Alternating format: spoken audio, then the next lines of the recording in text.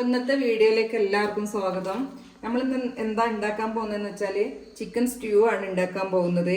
ചപ്പാത്തിൻ്റെ കൂടെ, നെയ്പ്പത്തിൻ്റെ കൂടെ, പൊറോട്ടയുടെ കൂടെ, ബ്രെഡിൻ്റെ കൂടെ, അപ്പത്തിൻ്റെ കൂടെ ഒക്കെ കഴിക്കാൻ പറ്റിയ നല്ലൊരു ചിക്കൻ സ്റ്റ്യൂ ആണ് നമ്മൾ ഇന്ന് ഉണ്ടാക്കാൻ പോകുന്നത്. അതിന് വേണ്ട ഇൻഗ്രീഡിയൻസ് എന്തൊക്കെയാണെന്ന് നോക്കാം. 1/2 കിലോ ചിക്കന്, അതിലേക്ക് വലിയൊരു സവാള, വലിയൊരു ഉരുളക്കിഴങ്ങ്, ഒരു ക്യാരറ്റ്, പച്ചമുളക്, വെളുത്തുള്ളി, ചെറിയ ഉള്ളി, ലെമൺ ജ്യൂസ്, ഇഞ്ചി കട്ട് ചെയ്തത്, തേങ്ങാപ്പാൽ, അതുപോലെ ഗ്രാമ്പു, ഏലക്ക, പട്ട, കാഷ്നട്ട്, കറിവേപ്പില, ഗരം മസാല, കുരുമുളക് പൊടി. ഇത്രയും സാധനങ്ങളാണ് ഞാൻ ഇന്ന് എടുത്തിട്ടുള്ളത്. അപ്പോൾ നമുക്ക് ആദ്യമായിട്ട് പാൻ ഒന്ന് അടുപ്പത്ത് വെക്കാം. നമ്മുടെ പാത്രം നന്നായി ചൂടായിട്ടുണ്ട്. ചൂടായ പാത്രത്തിലേക്ക് നമുക്ക് കുറച്ച് സ്പൈസസ് ഇട്ട് കൊടുക്കാം. ഒരു 5 കറുവപ്പട്ട, ഏലക്കായി ഞാൻ പൊളിച്ചെടുത്തു. അതിൻ്റെ ഫ്ലേവർ ഒന്ന് പുറത്തേക്ക് വരാൻ വേണ്ടി ഒന്ന് പൊടിച്ചെടുത്തതാണ്. ഒരു ഇഞ്ച് വീതിയിലുള്ള ഒരു 3 കറുവപ്പട്ട ഒന്ന് ചൂടാക്കി എടുക്കാം. നമ്മൾ ചൂടായ സ്പൈസസിലേക്ക് നമുക്ക് ഇഞ്ചി കട്ട് ചെയ്ത് വെച്ച് ഇട്ട് കൊടുക്കാം.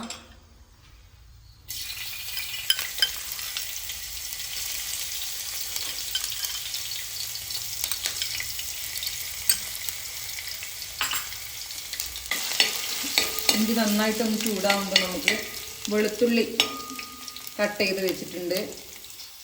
ഇത് ഒരു 3 അല്ലി വെളുത്തുള്ളി ഉണ്ട്, കട്ട് ചെയ്ത് വെച്ചതാണ്. അതൊന്ന് ഇട്ട് കൊടുക്കാം. ഇത് നന്നായിട്ടൊന്ന് ചൂടാകുമ്പോൾ നമുക്ക്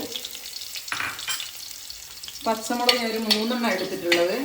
എരിവുള്ള പച്ചമുളകാണെങ്കിൽ ഒരു 3 എണ്ണം മതിയാവും. ഒരു 3 പച്ചമുളക്. ഇത് നന്നായിട്ടൊന്ന് ചൂടാക്കി എടുക്കാം. ഒരു 15 സെക്കൻഡ് മൂപ്പിച്ചെടുത്തിട്ടുണ്ട്. നമ്മുടെ വെളുത്തുള്ളിയും ഇഞ്ചിയും പച്ചമുളകൊക്കെ നന്നായിട്ട് മൂത്തിട്ടുണ്ട്. അതിനകത്തേക്ക് നമുക്ക് അരിഞ്ഞ് വെച്ച സവാള ഇട്ട് കൊടുക്കാം.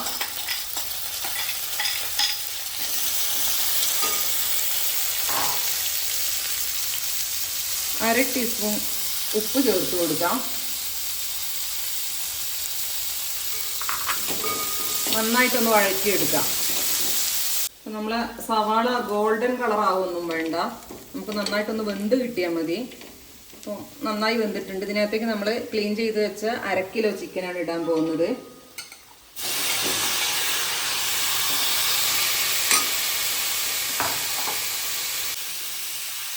അര ടീസ്പൂൺ ഉപ്പ് ഇട്ട് കൊടുക്കാം.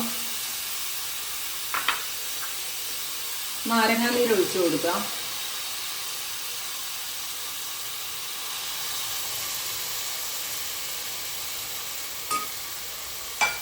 നന്നായിട്ടൊന്ന് ഇളക്കി കൊടുക്കാം.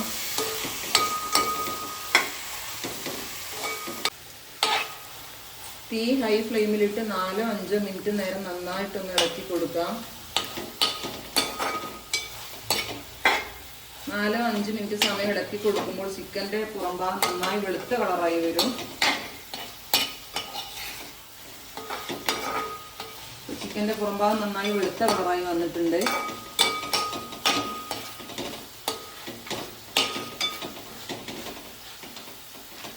ആ സമയം നമുക്ക് കട്ട് ചെയ്ത് വെച്ച 1 കപ്പ് ഉരുളക്കിഴങ്ങ്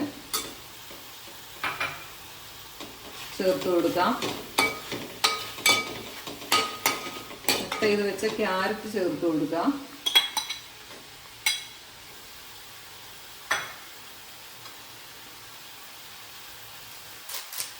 കറിവേപ്പില ചേർത്ത് കൊടുക്കാം.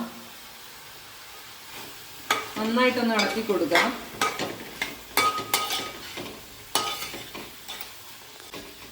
നന്നായി യോജിപ്പിച്ച ശേഷം നമ്മൾ 2ാം പാലാണ് ഒഴിക്കാൻ പോകുന്നത്.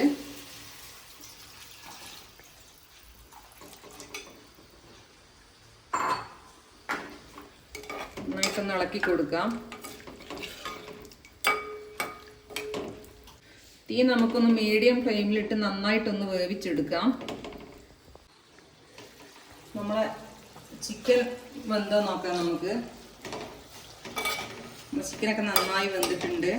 നമുക്കൊരു 4 പീസ് ഉരുളക്കിഴങ്ങ് എടുത്ത് നന്നായിട്ടൊന്ന് ഉടച്ചു കൊടുക്കുക. നമ്മളെ സ്റ്റ്യൂവിനൊരു കൊഴുപ്പ് കിട്ടാൻ വേണ്ടിയിട്ട് 4 പീസ് എടുത്ത്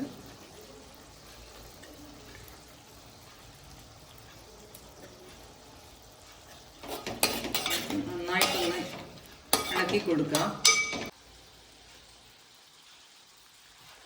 1/2 ടീസ്പൂൺ കുരുമുളക് പൊടി ഇട്ട് കൊടുക്കുക.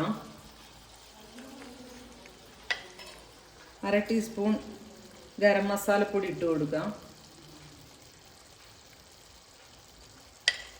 നന്നായിട്ടൊന്ന് ഇളക്കി കൊടുക്കുക. നന്നായി യോജിപ്പിച്ച് 1 മിനിറ്റ് തിളപ്പിക്കാം.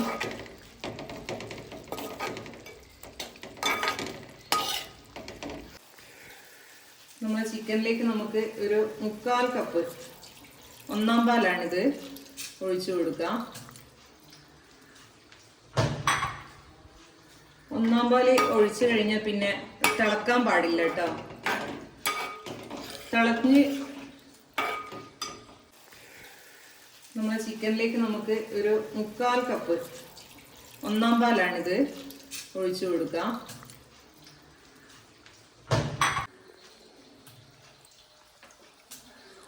നന്നായിട്ടൊന്ന് ചൂടാവുമ്പോൾ തന്നെ തീ ഓഫ് ചെയ്യാം. തിളക്കാൻ പാടില്ല കേട്ടോ. തിളച്ച് കഴിഞ്ഞാൽ തേങ്ങ പിരിഞ്ഞു പോവും. അതുകൊണ്ട് നന്നായിട്ടൊന്ന് ചൂടാകുമ്പോൾ ആവി ഒന്ന് വരുന്ന സമയത്ത് നമുക്ക് തീ ഒന്ന് ഓഫ് ചെയ്ത് കൊടുക്കാം. ഒരു ചീനച്ചട്ടി നന്നായി ചൂടാക്കി എടുക്കാം. 2 ടേബിൾ സ്പൂൺ വെളിച്ചെണ്ണ ഒഴിച്ചു കൊടുക്കാം. എണ്ണ ചൂടായി വരുമ്പോൾ നമ്മളെ കാഷ്നട്ട് ഒന്ന് വറുത്തെടുക്കാം.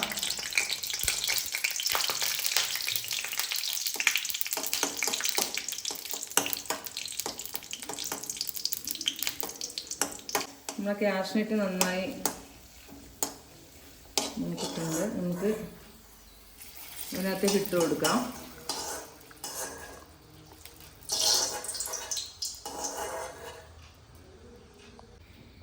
നമ്മൾ കാഷ്നട്ട് വറുത്തെടുത്ത എണ്ണയിലേക്ക് നമുക്ക് അരിഞ്ഞ് വെച്ച ചെറിയ ഉള്ളി 1 സ്പൂൺ ഇട്ട് കൊടുക്കാന്ന് പറയട്ടെ. 1 സ്പൂൺ ഇട്ട് കൊടുക്കാം. അതിനകത്തേക്ക് കുറച്ച് കറിവേപ്പില ഇട്ട് കൊടുക്കാം. നന്നായി ഒന്ന് മൂപ്പിച്ചെടുക്കാം. നമ്മുടെ ഉള്ളി കറിവേപ്പില നന്നായി മൂത്തിട്ടുണ്ട്. ഇത് നമുക്കൊന്ന് കറിയിലേക്ക് ഒഴിച്ചു കൊടുക്കാം.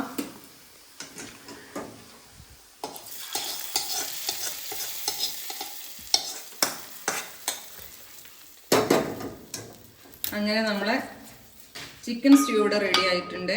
ഇത് നമുക്ക് ഒരു ബൗളിലേക്ക് മാറ്റാം.